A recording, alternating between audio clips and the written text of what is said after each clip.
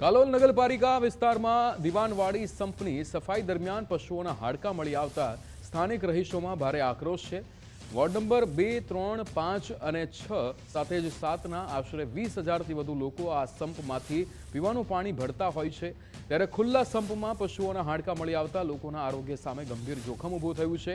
છેલ્લા 1 વર્ષથી સંપનું ઢાંકણું તૂટેલું હોવાથી તંત્ર દ્વારા માત્ર ગ્રીન નેટ બાંધી સંતોષ માનવામાં આવ્યો હતો, જેને લઈને સ્થાનિકો અને કાઉન્સિલરે પણ પાલિકા તંત્રની બેદરકારી સામે રોષ વ્યક્ત કરી FSL તપાસની માંગ કરી છે।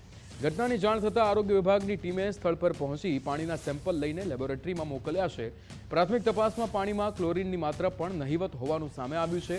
બીજી તરફ નગરપાલિકાના મુખ્ય અધિકારીએ જણાવ્યું છે કે જવાબદારો સામે યોગ્ય તપાસ અને પગલાં લેવાની ખાતરી આપવાની સાથે ટૂંક સમયમાં નવું ઢાંકણું બનાવવાની કામગીરી પણ પૂર્ણ થશે। આ વોર્ડ નંબર 3 માં આવે છે આ પાણીની ટાંકી। છેલ્લા 2 વર્ષથી એનું ઢાંકણું 1.5 વર્ષથી ઢાંકણું તૂટી ગયું છે। નવું નાખવાની કોશિશ કરતા નથી।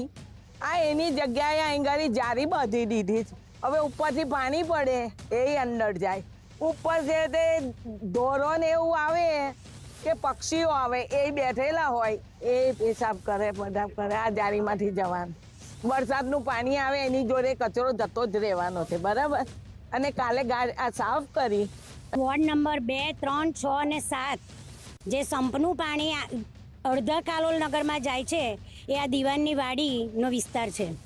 આ ઘટનામાં એવું છે કે ગઈકાલે મંગળવારના રોજ સફાઈ કરવા માટે સંપ અને પાણીની ટાંકીની સફાઈ થઈ રહી હતી।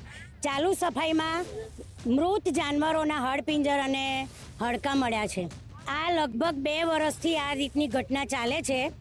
આની અંદર તમે વિચારો કે મૃત પશુઓના હડપિંજર કેવી રીતે મળ્યા, એનું આખું શરીર બી ઓગળી ગયું છે ને એ પાણી આમ જનતાને એ લોકોએ પીવડાયું છે। બરાબર છે, તપાસ કરી અને એની વિગતો ચેક કરી લઈએ છીએ। આ સફાઈ આપણે ઓલરેડી ચાલુ કરી દીધી છે। એ તપાસ કરી લઈએ, જે હશે જવાબદારો કોણ છે શું છે એની તપાસ કરી અને એની કાર્યવાહી કરશું। એમાં વિગત તપાસી અને કરી લઈએ કોણ કર્મચારી હતા શું હતા। ના ક્લોરિનેશન અમે હમણાં જ કાલે પણ વાત થઈ હતી અમારા પાણી પુરવઠા વિભાગ જોડે, તો ક્લોરિનેશન આપણે કરવામાં આવે છે આપણે નિયમિત રીતે। ના એ જે આપને જે ધ્યાન દોર્યું એની ગંભીરતા લઈ અને એનું આયોજન કે એનો શું પ્રશ્ન છે કોણ છે એ રીતના શું આપણે બેસ્ટ કરી શકીએ અને ભવિષ્યમાં આવી કોઈ ઘટના ના બને એનું આયોજન એ કરવા માટે આપણે વિચારી લેશું। હમણાં 2-3 મહિના પહેલાં જ્યારે મારું પોસ્ટિંગ થયું એના પછી આપણે એનું આયોજન કરી દીધેલું હતું જે તે સમયે અને એનું વર્ક ઓર્ડર અપાઈ ગયો છે। આજે દીવાનની વાડી ખાતે આવેલ પાણીના સંપમાં પાણીનું સેમ્પલ લઈ અને તેનો ક્લોરિનેશન ટેસ્ટ કરવામાં આવેલો હતો, તો તે ટેસ્ટમાં ક્લોરિન મળી આવેલ નથી।